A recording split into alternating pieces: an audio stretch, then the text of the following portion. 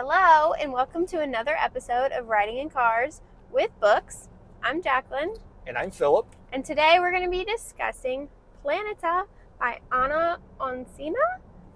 It is translated from Spanish and published by Tokyopop. So it's manga, but it's... I will not say it's manga. It is not manga. It is just published by Tokyopop. I said manga. Okay. Yeah. It says in the back it's manga. But okay. Yeah, it's published by Tokyopop. It's in full color and it reads left to right, not right to left. Correct. And what is it about, you may ask? Well, welcome to Planeta. I hope I'm saying that right. It sounds weird. That's what I would say. That's what I've been saying. Planet A. Planet A. It's Planeta. Planeta. Not to be confused with Planet B. No. For months, Valentina has been dreaming of a strange world and a beautiful girl.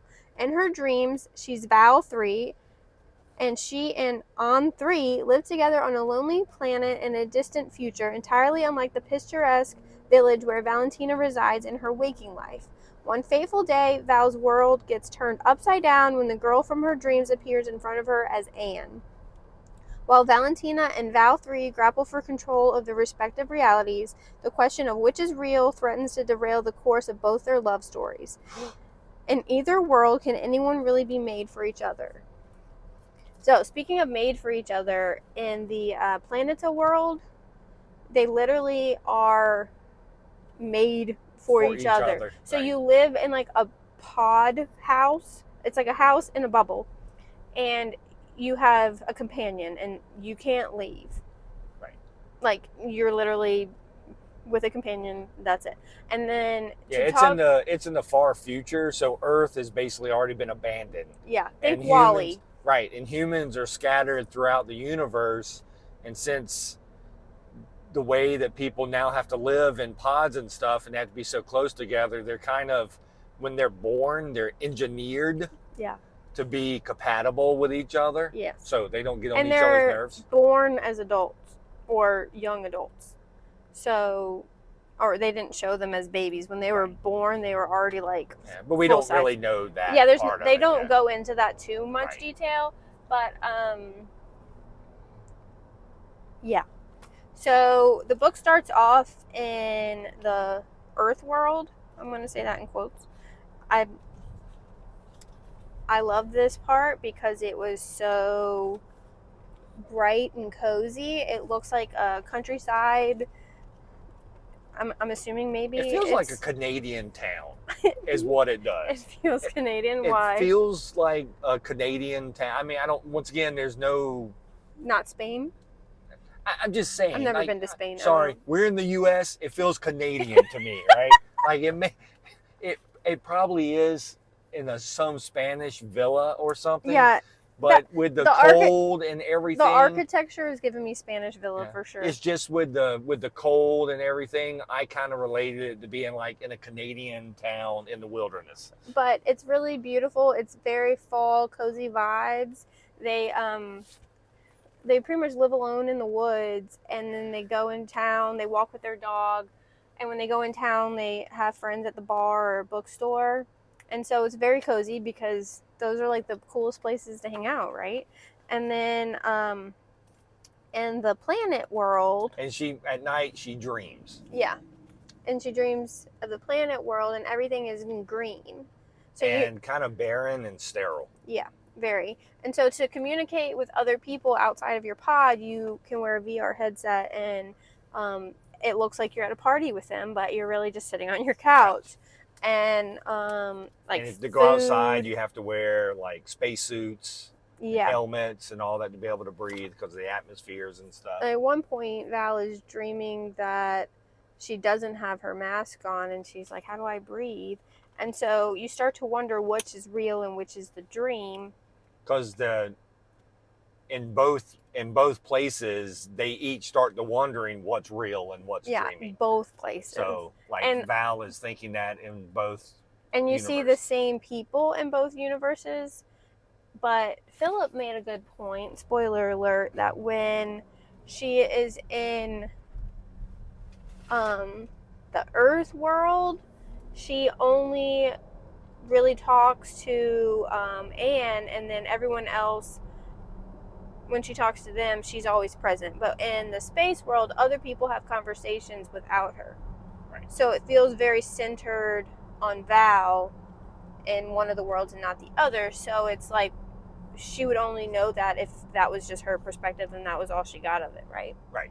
Yeah. There's gonna be lots of spoilers in this conversation because there's really no way to have it, but it's really well done book, and it's, if you read it, for me, if you read it like it's intended to be read, it's a very existential type story, right? Like, it looks simple, it seems simplistic in the way you would look at it, but the story itself is not. It is very deep. It is about how you look at yourself and how you look at others, Mm-hmm. and what that means for you, and can people change? And is there more out there for me? Correct. Right. And like can you be told, right, that you were made for this person by all this, and then truly be made for that person, but then grow from that? yeah, It is a very well done. It is a very sci-fi book with and a romance subplot. but to me, that is the subplot. Very much the subplot. Yeah, it is. Like, I think even on one of the things, people go like, it's a romance book. And I'm like, obviously you didn't read the book. It is marketed as a sci-fi lesbian romance. But it is just a sci-fi book. It's 100%. If you like sci-fi and you like good twist and you want to kind of think about your sci-fi, this is actually great. The book to do it. And this is a scene from the VR world. Everything was pink. So the color palettes are beautiful. The art is amazing in this book. Their dog's name is Soup, and I love that because it reminded me of my cat named Soap. That's where my brain went with that. It's just really cozy, and the art is wonderful, and I just love how the character develops into,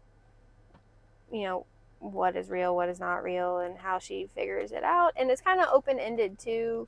It's not like a definite answer, but I think it is kind of a definite answer. I mean, it is, but the way the ending and you get the answer, it also kind of like makes you ask questions about, that's what once I meant. Again, but the answer is there. It's just you want to go back and reread the book and understand what you just went through. It's a lot. I think it was my favorite graphic novel that I read in February because it was very unique and beautiful. Yeah, and once again, I love sci-fi, so the sci-fi aspect of this book was, look at the dog, was really second to none. It was handled so well.